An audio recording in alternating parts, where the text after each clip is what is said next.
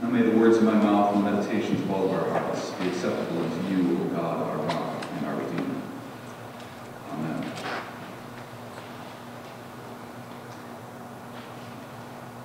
So late last night, I just returned from the quarterly meeting of the Baptist Peace Fellowship in North America. And so I guess I followed in the footsteps of other UBCers who have served on the board, including Vicki Wilson and Ty Shadaki, and even a former seminarian many years ago by the name of Edwin Dahlberg. The American Baptist Churches USA has a Peace Award named in his honor. It's called the Dahlberg Peace Award. When we arrived for the meeting on Thursday evening, we went around the room, and the 25 of us on the board from across the country and across the world spoke about what's on our hearts as peacemakers. We were passed around a map, and we were asked to circle those places that were on our hearts. And people circled Nicaragua, and someone circled Kenya, and Egypt, and Palestine, and Bahrain, and India, for Babalu's colleague, Dr. Sam. People circled Wisconsin, and Yemen, and Libya. I circled northern Burma, and Thailand and China, where our Lisu brothers and sisters come from.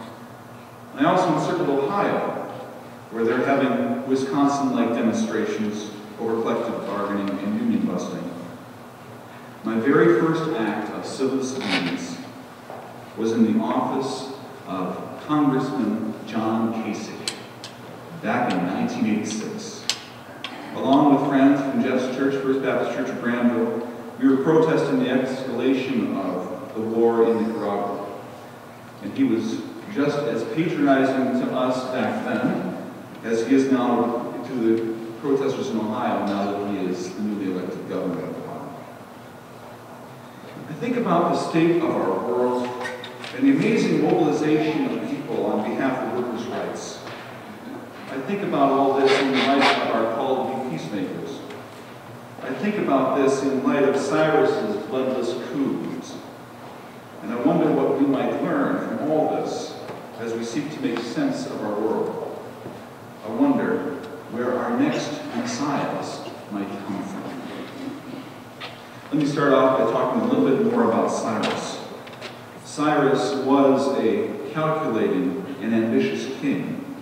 He looked at the world and realized that people in the countryside had great power. And he sought to harness that power so that he could get what he wanted. By all accounts, even those of his enemies, Cyrus was a model, and to the Greeks, an ideal king. Though Cyrus built his empire primarily by conquest, local peoples often greeted him as a savior after his impressive victories over their rulers. He's remembered as being even-handed, humane, and respectful of indigenous cultures and religions.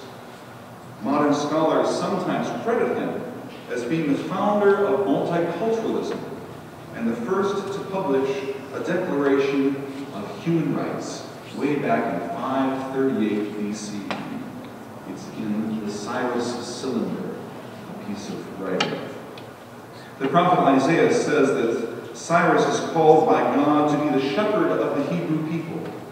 Shepherd also means king. He's called God's anointed, which also means Messiah. It's right there in the 44th chapter of Isaiah. What's especially surprising is that about all this is that Cyrus is a foreigner. Much of the prophetic literature that Christians say points to Jesus as Messiah was first used to refer to Cyrus as the Messiah, the deliverer, the king, the shepherd, the anointed one of God. You know, there's many people that are called messiahs and have been called messiahs over the years.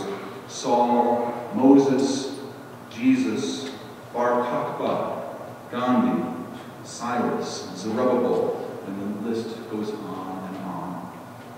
From where might we find modern-day messiahs? In one of our sessions over the weekend, a college student and member of the board lifted up the writings of Gene Sharp. How many have heard of Gene Sharp? Anybody? He was featured on NPR just recently. He's the author of a book called The Politics of Nonviolent Action. It turns out that the Egyptian leaders have studied his book. Now, I'm not talking about the leaders in the government, I'm talking about the leaders on the ground. They've studied his book for years, and they've been implementing his tactics.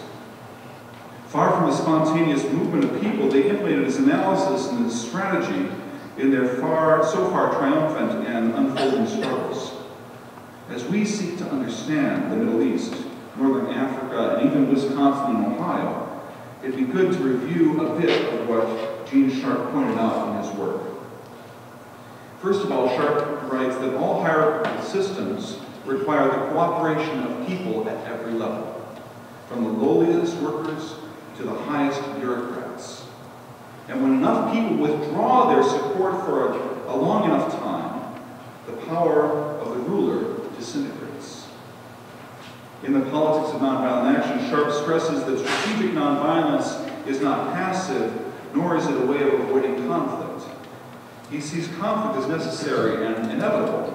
Strategic nonviolence is a method of actively engaging in resistance through carefully planned campaigns of disobedience and disruption.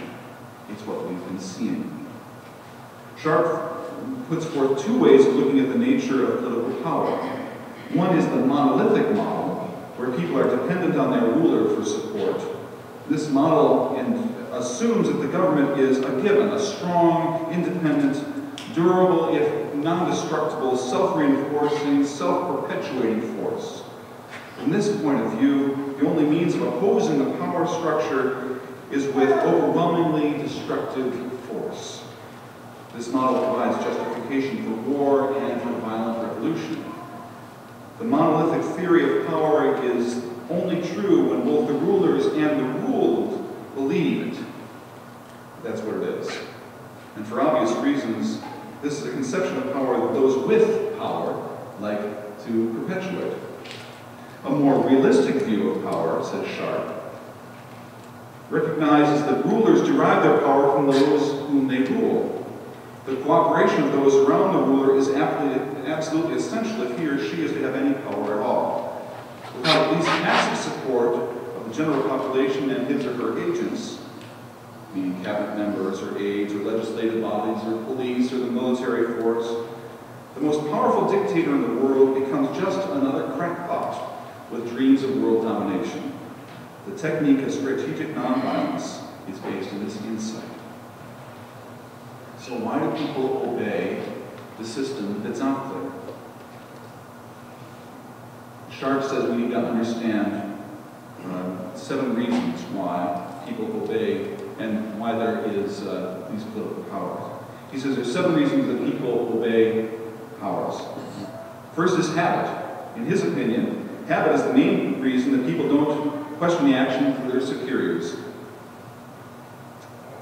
Habitual obedience is embedded in all cultures. After all, isn't that what culture is? Habitual behavior? The second is fear of sanctions. It's the fear of sanctions rather than the sanctions themselves that's the most effective way of enforcing obedience. The third is moral obligation. This inner constraining power is the product of cultural programming and deliberate indoctrination by the state, by the media, and by the church. The fourth reason that people obey is self-interest.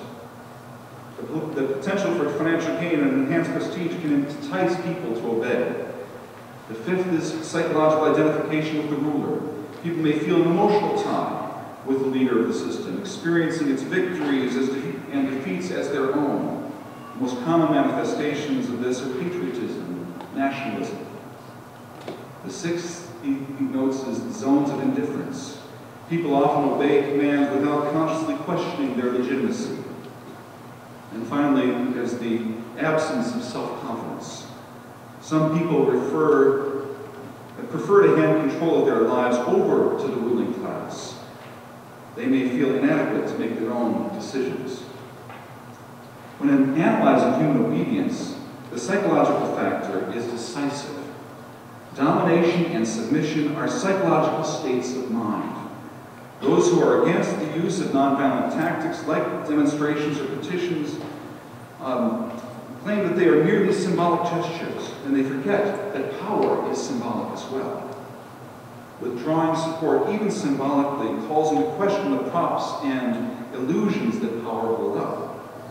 Yet people are often ignorant of the power they hold, and governments conspire to maintain the illusion of monolithic power, making their subjects feel helpless.